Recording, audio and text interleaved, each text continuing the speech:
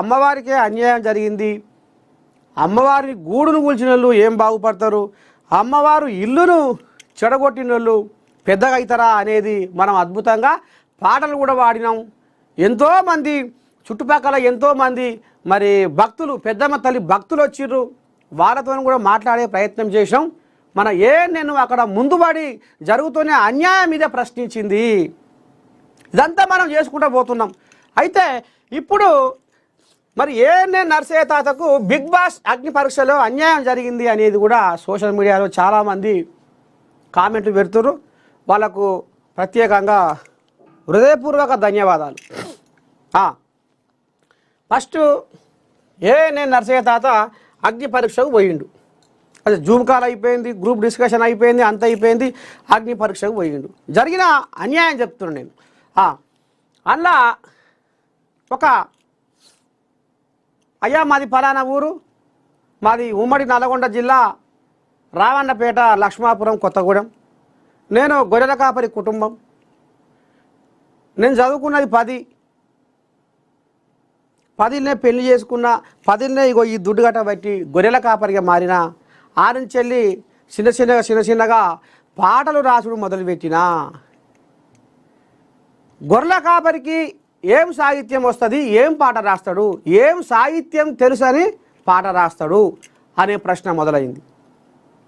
అప్పుడు నేను కసితోటి ఎట్లా నేను ఒక కవిగా మారాలంటే ఎట్లా చేయాలనేది కొంతమంది సలహా తీసుకుంటే, గ్రంథాలయంలో పుస్తకాలు చదివి గొర్రెలు కాసుకుంటేనే వారానికి ఒక పుస్తకాన్ని మళ్ళేసి తిరిగేసి చదివి అట్లా నాకు వచ్చిన ఆలోచనతోటి పాటలు రాసుకుంటా నా గొర్రెలకే ఇనబెట్టేవాడిని. ఫస్ట్ నా పాట నా గొర్రెలే ఇనేది. ఆ పాట ఇంతింత కొన్ని ఏళ్ళు అట్లా నడుస్తుంటే నా పాట ఆ గొర్రెలకు అలవాటు అయిపోయింది. నా వెనకాలనే నా గొర్రెలు వచ్చేది.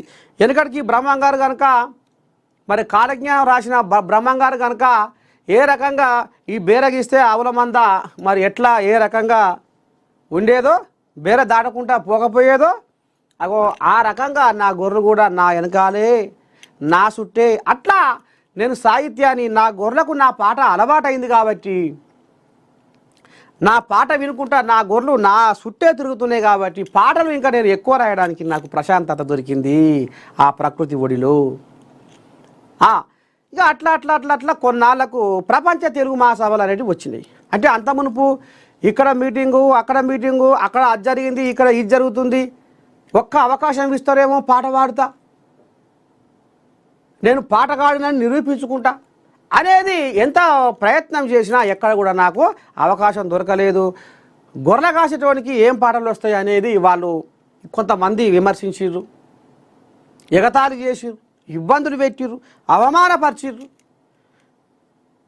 వాటినే నేను ఆయుధాలుగా మలుచుకొని ఎట్లా నేను ముంగడి పోవాలి అనే ఒక గట్టి పట్టుదలతోటి, ఒక కసితోటి, ఒక తపన, ఏదో సాధించాలి అనే తపనతోటి అట్లా 2012లో 2012 ఉంది 2012లో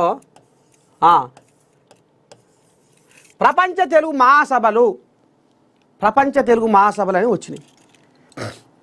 అప్పటికి ఎన్నో పాటలు రాసిన, అప్పటికే 100 పాటలు రాసిన, కానీ అంత ఆదరణ లేదు. ఇక అంటే ఈ తెలంగాణ ఉద్యమ సమయంలో కూడా పాటలు రాసిన,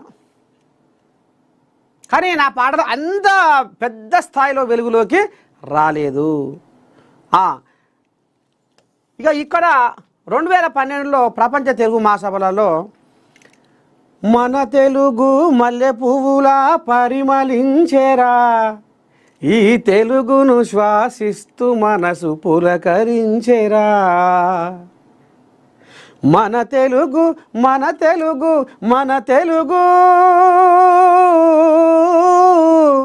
ఈ తెలుగులోనే ఉన్నది మన వెలుగు.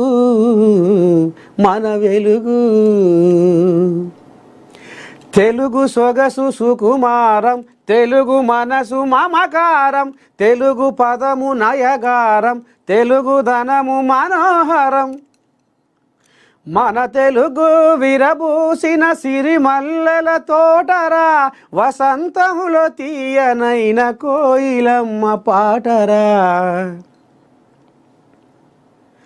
పరాయి భాష కిరాయి లాంటిది, తెలుగు భాష తేనె లాంటిది. అమ్మ భాష ఉమ్మ నీరు లాంటిది, మాతృభాష మంచు కొండ లాంటిది. మన తెలుగు మాటల మూట విప్పితే తీయదనమురా, ఈ తెలుగు భాష గొప్పతనము తెలుసుకోరా. మన తెలుగు మల్లె పువ్వులా పరిమళించెరా, ఈ తెలుగును శ్వాసిస్తూ మనసు పులకరించెరా. సువిశాల జలధార తెలుగు మాటరా, సుగుణాల పంచదార తెలుగు పాటరా. మధుర మకరందమిచ్చే తెలుగు తోటరా, మన కడుగులు నేర్పినదే తెలుగు బాటరా. మన తెలుగు విరజిమ్మే కాంతి రేఖరా, ప్రపంచములో వెలుగుతున్న శశిరేఖరా.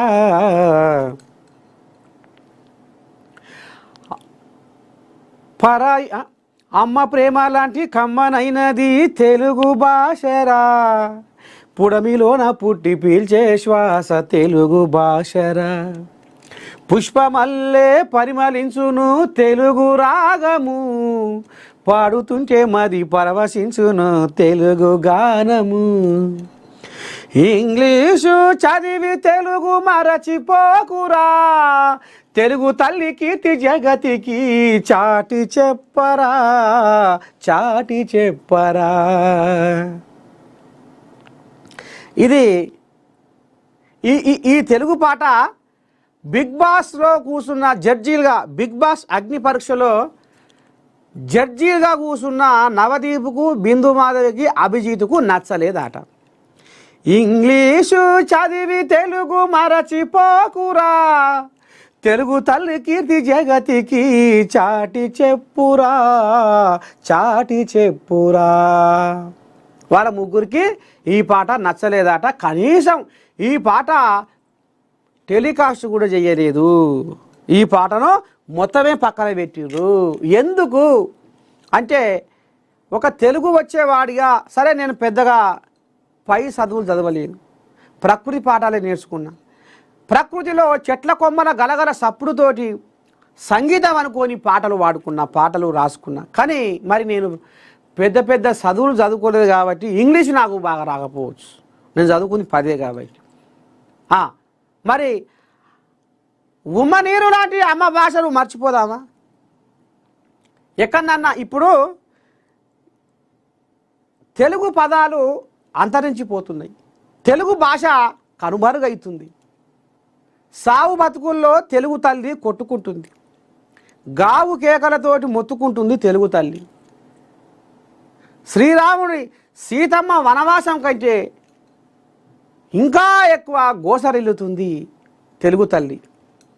అందుకనే అయ్యో నా తెలుగు తల్లి, ఈ తెలుగు నేల మీద, ఈ తెలుగు గడ్డ మీద, ఈ తెలుగు తల్లి దీవెనార్తితో, ఈ తెలుగు తల్లి ఆశీర్వాదంతో ఇవాళ ఎంతోమంది ఇవాళ కోటాన కోటీశ్వరులు ఇవాళ సముద్రాలు దాటి, ఖండాలు దాటి ఎక్కడెక్కడనో బతుకుతున్నారు. మీకు ఆదిమూలం ఎక్కడ? తెలుగేగా. ఈ తెలుగు పాట ఇప్పుడు ఈ బిందు మాధవికి, ఈ అభిజిత్కు, ఈ నవదీప్కు నచ్చలేదట. ఇప్పుడు మరి తెలుగు ప్రజలకు ఎంతమందికి నచ్చిందో ఈ పాట, మీ నర్సే తాత పాడిన ఈ తెలుగు పాట ఎంతమందికి నచ్చిందో వాళ్ళు కింద కామెంట్ చేయండి. మీరు కామెంట్ చేస్తే రేపు పొద్దుగాల ఇదే మార్నింగ్ న్యూస్ విత్ నర్సే తాత కార్యక్రమంలో ఎంతమంది తెలుగు భాషను ప్రేమిస్తున్నారు, ఎంతమంది ఇంగ్లీషును ప్రేమిస్తున్నారు అనేది మనం మాట్లాడుకుందాం. ఆ కామెంట్లలోనే ఎవరెవరు ఏ కామెంట్ పెట్టిర్రు, తెలుగు పాట అంటే ఎంతమంది ప్రేమిస్తున్నారు, తెలుగు మాకు వద్దు ఇంగ్లీషు కావాలనేది